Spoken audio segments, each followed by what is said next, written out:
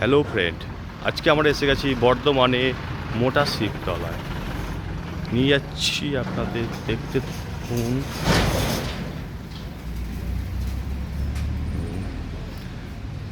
এই সেই মোটা শিব দেখছেন তো। এই শিব সম্বন্ধে কিছু জানার আমরা এই পুরোহিত মশাইয়ের কাছ থেকে কিছু জেনে নেবো। ঠাকুর মশাই, এই শিব সম্বন্ধে এ বাবা 1972 সালে 10ই আগস্ট জমি খনন করতে গিয়ে বাবাকে পাওয়া যায়। সেই থেকে বাবা বর্ধমানেশ্বর নামে খ্যাত।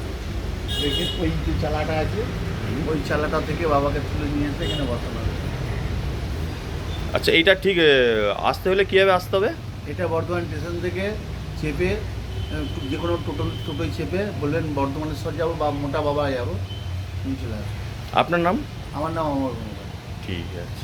এটা আলামগঞ্জ, জায়গাটার নাম হচ্ছে আলামগঞ্জ। আল্লাহ। বন্ধুরা, আপনারা কেউ আসতে চাইলে বর্ধমান স্টেশন থেকে ওইভাবে আসতে পারবেন।